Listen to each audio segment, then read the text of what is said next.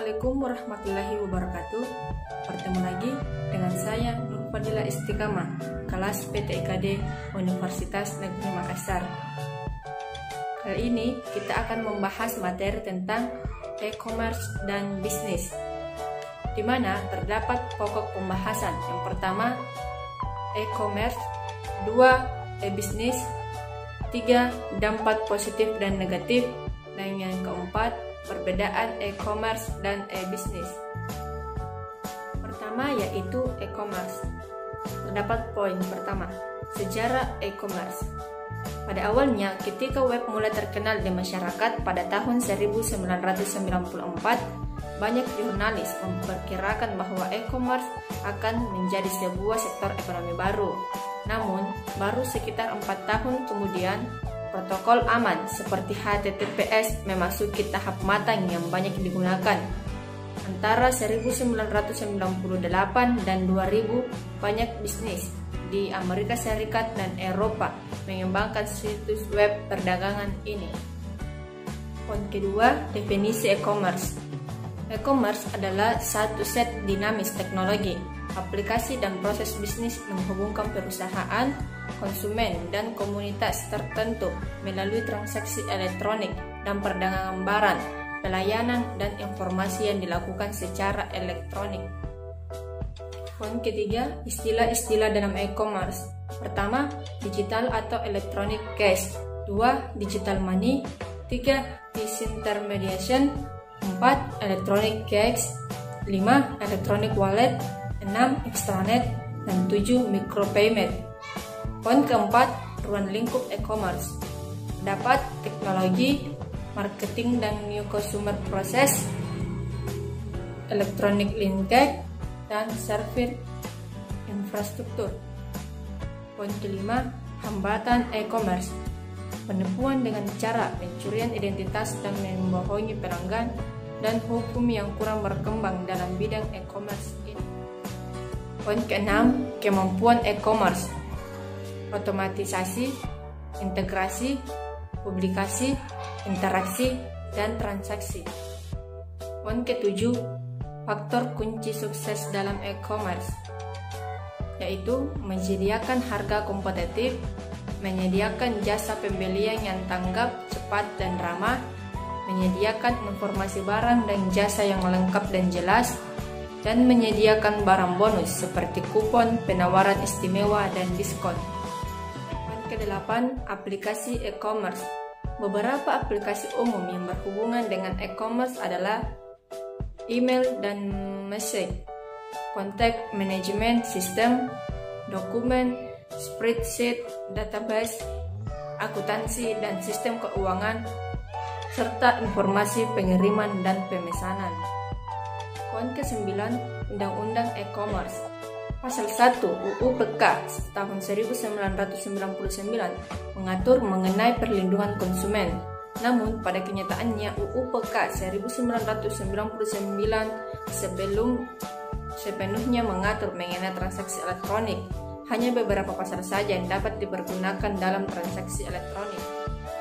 2. E-bisnis. Poin pertama, sejarah e-bisnis. Pada prinsipnya, bisnis kerap didefinisikan sebagai aktivitas yang berkaitan secara langsung maupun tidak langsung dengan proses pertukaran barang atau jasa dengan memanfaatkan internet sebagai medium komunikasi dan transaksi.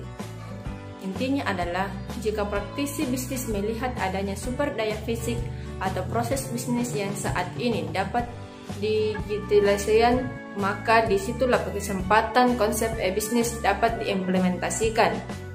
Salah satu fitur dari konsep e-bisnis adalah menawarkan cara-cara 10 penciptaan, penyimpanan, pengolahan, dan pendistribusian informasi yang efisien dan efektif di dalamnya sebuah perusahaan maupun antar perusahaan dengan stakeholdernya. Poin kedua, definisi e-bisnis. Bisnis adalah kegiatan bisnis yang dilakukan secara otomatis dan semi-otomatis dengan menggunakan sistem informasi komputer. Istilah yang pertama kali diperkenalkan oleh Lou Gerstner, seorang CEO Perusahaan IBM ini sekarang merupakan bentuk kegiatan bisnis yang dilakukan dengan menggunakan teknologi internet. Poin ketiga yaitu manfaat e-bisnis. Pertama, pasar global internet tidak mengenal batas. 2. Mobilitas selama Anda tidak mengenal koneksi internet. 3. Fleksibel, tidak ada yang peduli jika Anda berdagang tengah malam untuk bekerja dan tidur esok harinya. 4. Daya ungkit teknologi dalam MLM atau network marketing. Poin keempat, ukuran keberhasilan e-bisnis. Jika bisnis bertujuan untuk mencapai apa yang dalam teori disebut sebagai wealth maximization atau dan di dalam praktek sehari-hari wealth sering disosiasikan dengan profit atau keuntungan usaha, maka secara jelas e-bisnis harus dapat paling tidak tahu melakukan kedua hal tersebut. Pertama, seberapa tinggi potensi penambahan revenue atau pendapatan. 2. Seberapa tinggi potensi pengukuran cost atau biaya. Poin kelima, aplikasi e-bisnis. Di dalam menerapkan konsep e-bisnis, peranan aplikasi sangatlah penting dan krusial.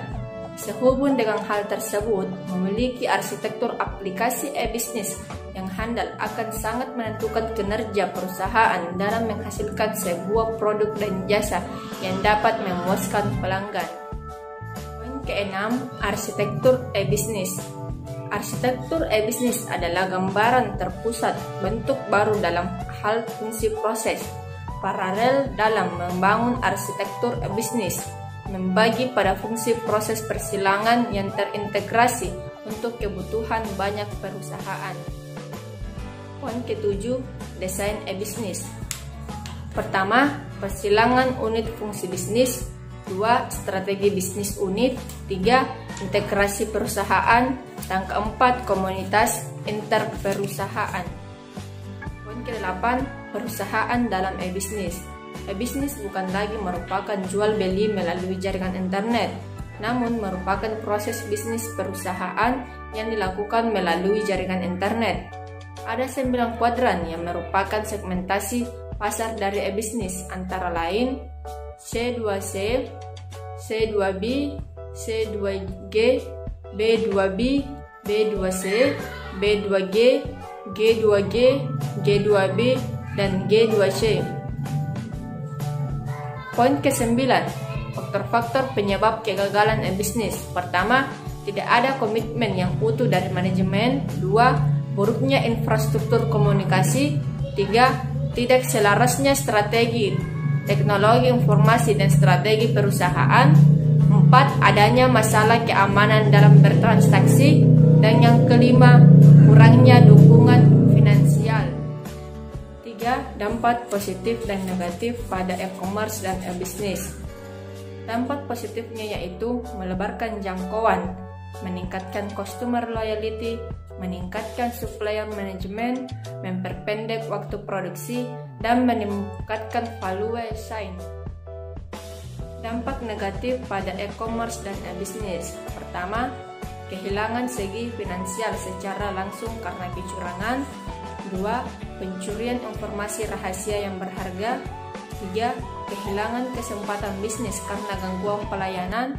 4. Penggunaan akses ke sumber oleh pihak yang tidak berhak.